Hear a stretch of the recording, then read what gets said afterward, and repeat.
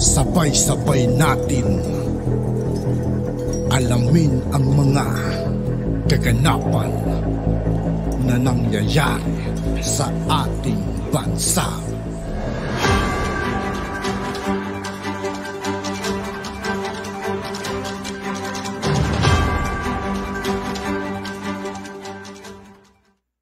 Yo, what's up mga kaibigan? This is I2K po again. Ngayon nandito ulit tayo sa channel ni Banat PH Update TV. Dito ulit tayo magbibigay ng komento at reaksyon. Kaya samahan nyo guys. Let's go!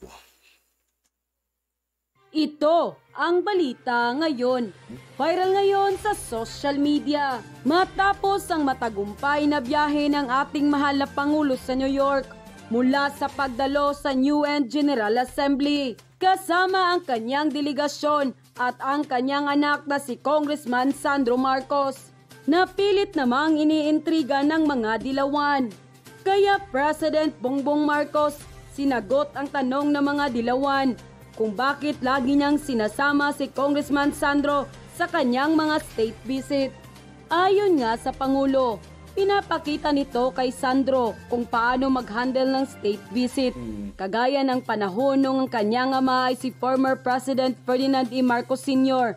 at pabirong idinagdag ni Pangulong Bongbong Marcos na baka raw magkaroon na ng sariling state visit si Sandro.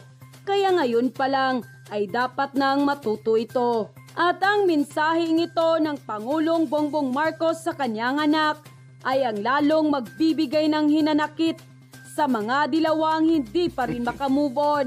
Narito ang full report. Pero bago...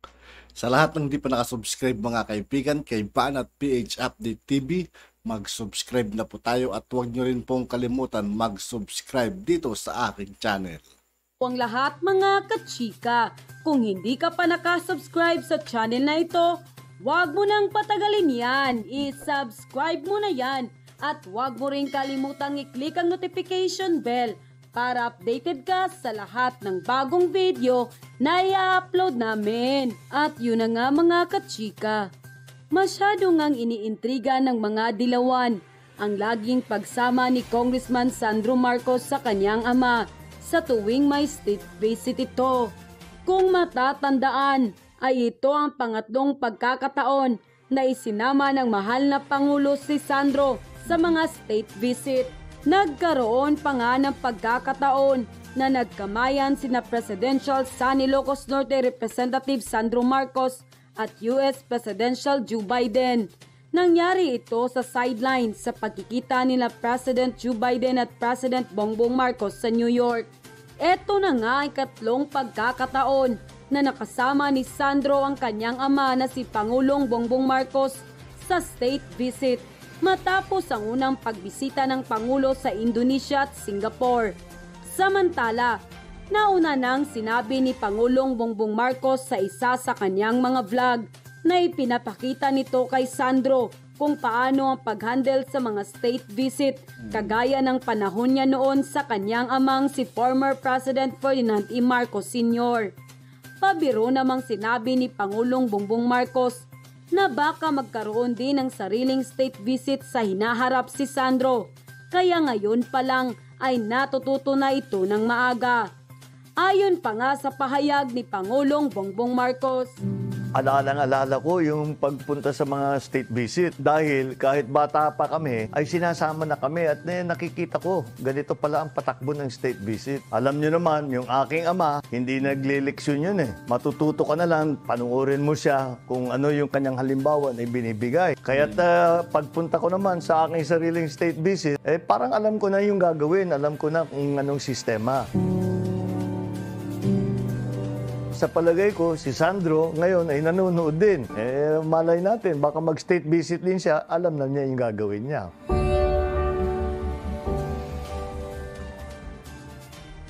Inihahanda nga lamang ni Pangulong Bongbong Marcos si Sandro Marcos sa posibilidad na pwede itong tumakbo. Para sa akin guys, Sandro, may posibilidad na maging presidente to balang araw. Maging Pangulo ng Pilipinas. Bong Pangulo sa tamang panahon.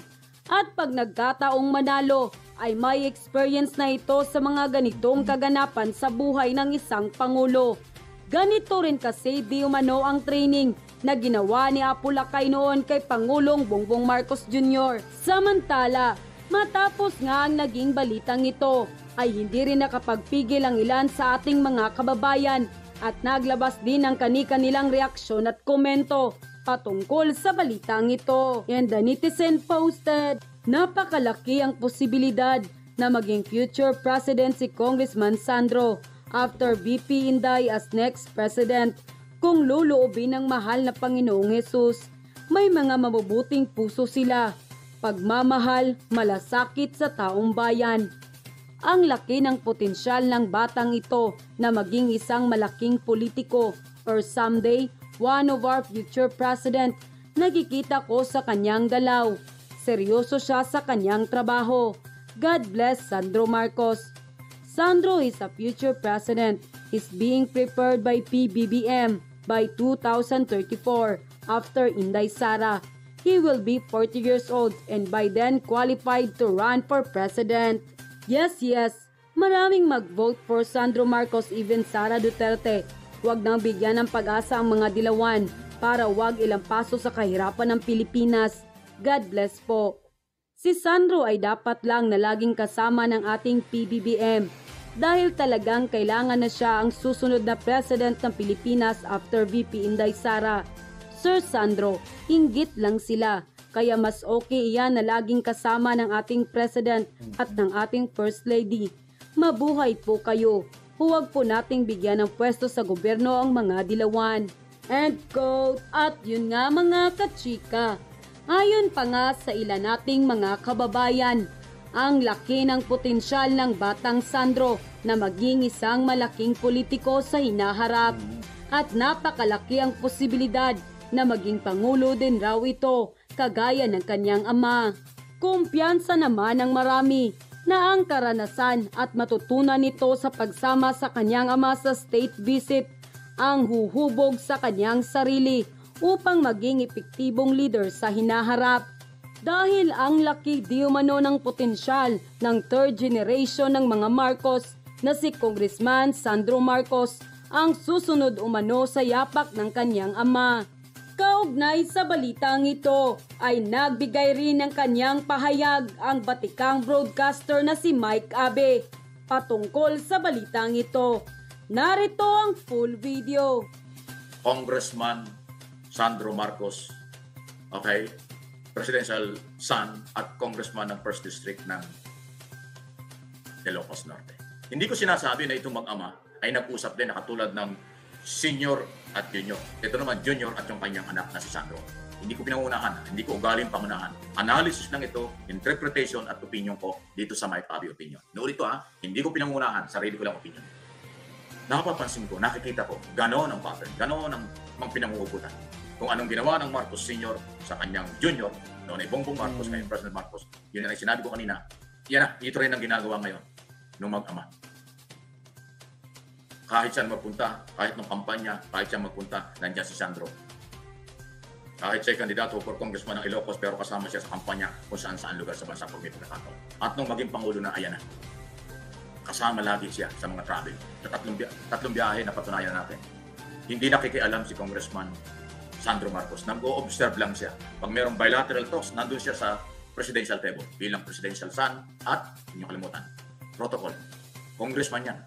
Deputy Majority Leader. Kaya yan ay mayroong enough power or authority na sumama sa presidential table. Anak na, congressman pa. At leader pa ng Kongreso. Deputy Majority Leader yan.